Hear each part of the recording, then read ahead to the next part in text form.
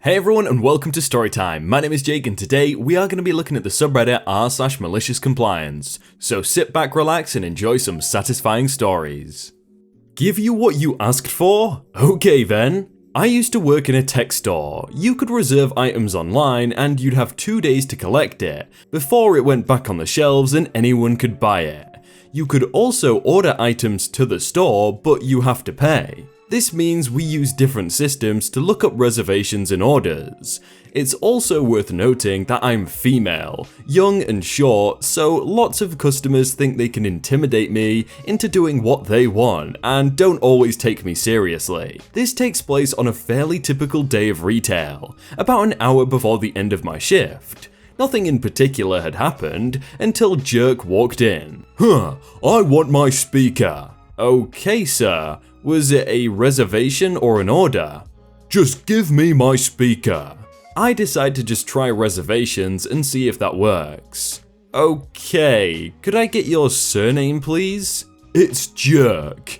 I check and it was a reservation, but it had expired over a week ago. Okay, Mr. Jerk, it seems your reservation has expired, but I'll check if we still have any. You flippin' better have one. I spend loads of money here. If you messed up and sold it to someone else, I will call trading standards.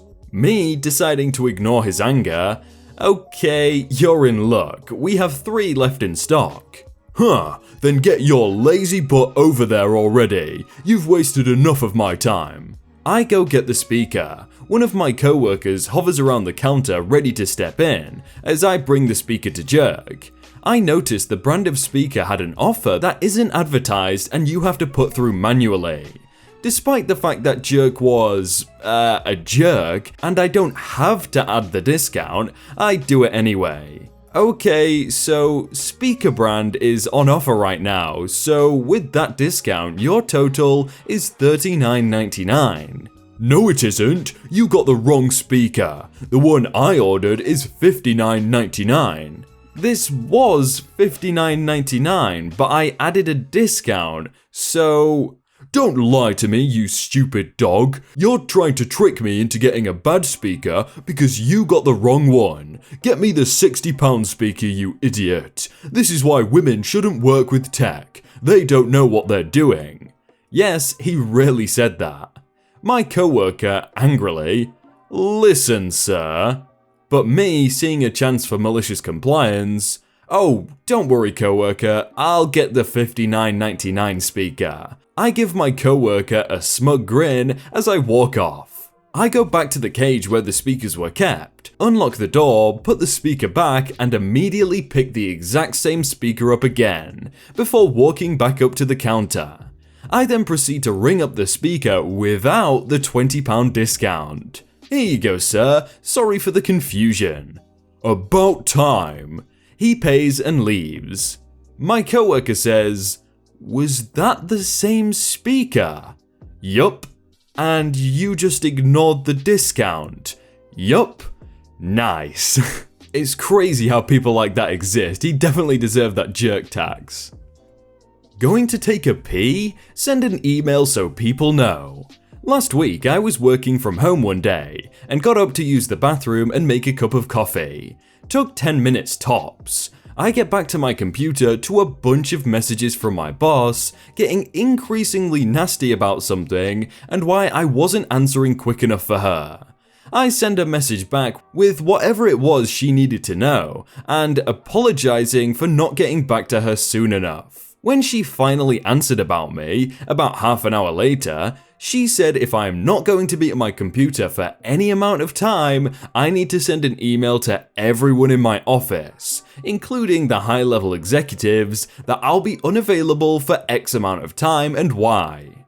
So, that's what I've been doing. My normal phrasing for the message is, hi, I'll be unavailable from this time to this time, as I'm going to use the bathroom or make some coffee, etc. Every single person in my office has told me it's fine and I don't need to tell them when I'm going to be gone for a few minutes. Where I then forward them the original exchange between me and my boss and apologize but say this is what my direct report has told me to do. And this is the result if I don't. They all hate her as much as I do now.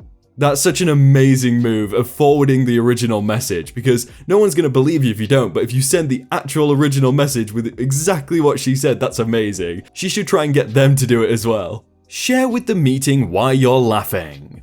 I work for a large manufacturing organization that has a penchant for mature hierarchy. As such, we have a lot of meetings for a lot of managers, and the whole enterprise would be better off if we had less of each. One such meeting I must attend, the area-specific morning stand-up, is really just an ego-stroking exercise where the second level up manager makes his first-line managers and support staff sit in a meeting for an hour. We could automate most of this meeting, and several others of our organization try to varying degrees, but then this feudal lord of management wouldn't get to see his fiefdom every day. I digress. It is a low to no value meeting, and as such, I generally sit in my corner and quietly read social media, the news, or similar. But today, I messed up. I was reading one of my favorite Reddit stories for a pick-me-up to deal with another day of drudgery, and I couldn't hold in all my chuckles. Lord Manager stopped the meeting to demand what was so funny, and wouldn't let me bow out gracefully. He insisted on getting the full scoop, and that is how I was allowed to tell the swamps of Dagobah to a score of senior manufacturing personnel, managers, leads, and support staff, before most people ate breakfast. It was glorious, and many unhappy faces were seen around the meeting room. Several breakfasts were skipped too. Ooh, I'm probably not going to read that out loud, but I'll definitely leave it so that you guys can click it and read it if you really want to. Score 1 for the cool granny. An older woman in an HOA neighborhood painted her house a color. Let's say it was navy blue. She received a notice from the association stating it was not one of the 10 or so colors that were on the approved list and would be fined if she didn't toe the line and get it repainted. She got a list of the colors, went shopping, and shortly after had each wall of her home painted.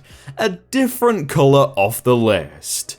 As this was not a situation the HOA codes had provisions against, there was nothing the association could do, even after the code was revised as she had painted it before the change, grandmothered into the old code. The HOA didn't mess with her after that. Surely navy blue or whatever color it was, as long as it wasn't like disgustingly bright or like horrible, then it should be okay to use. Write only the exact times? Sure thing. As a background, at the production lines, whenever something has to be cleaned or changed, we have to write the duration, start time and end time into the log. The problem is, whenever a disturbance, repair, or maintenance lasts longer than 30 minutes, we have to relay that to a supervisor and tell them so that they can pass it on to everyone in management. Usually, we just write 30 minutes for everything that isn't important, to avoid reporting to our boss. We always report the important changes, but for things like cleaning, it just seems like unnecessary work for everyone involved. So a few weeks ago, my boss came down to the shop floor and we had to change a filter at the line. Now, this isn't hard to do, but it takes a long time to disassemble the necessary parts, change the filter, and then reassemble everything. We finished everything in 40 minutes and continued the production. We went ahead and wrote 30 minutes into the log, and our boss came over and was furious after seeing the book and how we deceived him and falsified documents with our work. The logbook wasn't official like contracts or protocols, it was simply a recommendation by the management to help keep an eye on problems that got integrated into our working process, so everyone naturally just does it since it's been around for 5 years now. He demanded that we write the exact times from now on and have everyone present sign on them. Before we could even ask him if that included everything, he was already out the door.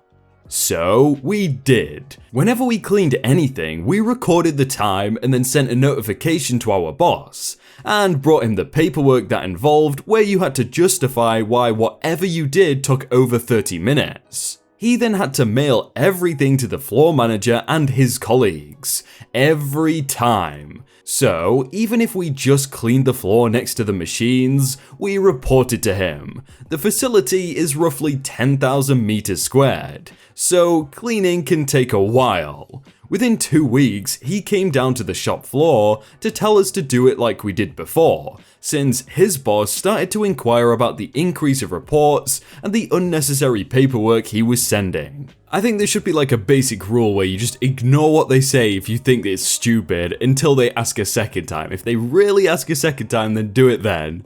The most wholesome malicious compliance.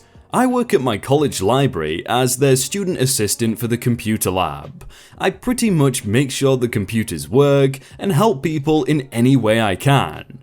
An old lady who we will call Miss Sweet, not her actual name, is deaf, and usually wants us to copy and print slips of paper detailing basic sign language for her to hand out around the campus and nursery home. I love it when she stops by, and she is a very nice lady. We usually communicate through writing, and honestly it's really cool learning about how she functions without the main way of communicating that we all use. We have recently set a page limit of 50 pages per person a day, but she usually needs around 150 to 200 pages. She has offered to pay for the ink and paper, but the limit was decided by people far beyond my boss, so we can't make any exceptions without getting the approval of people who would rather ignore us. After a bit of brainstorming, I realized I could use myself to push the limit to 100, and talk to one of my coworkers into using her pages to reach the total of 150 that we needed. Once Miss Sweet realized she was getting her 150 pages, she thankfully shook my hand and gave me finger guns, something between us of our way of saying good job and thank you. Yeah, there's nothing malicious there, but I'm glad it was posted here. Encourage me to make my own decisions? Okay, bye. So for a little bit of pre-context, I used to go to the Mormon church every Sunday. My mum is super religious while I am not.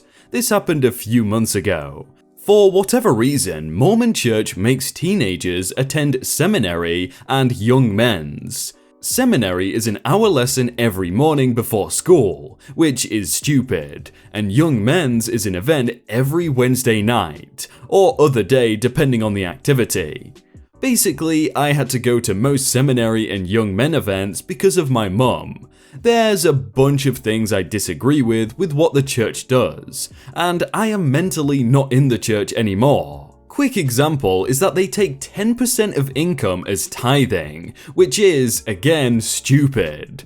Point is, they also take up a lot of your free time, demanding you contribute and invading your personal space if you refuse. I was tasked with a project in seminary and organizing 3 events for young men's. Honestly, I was planning a hiking trip and cross-country skiing and whatnot. When I got really busy with school, I stopped going to seminary, as I wanted an extra hour of sleep.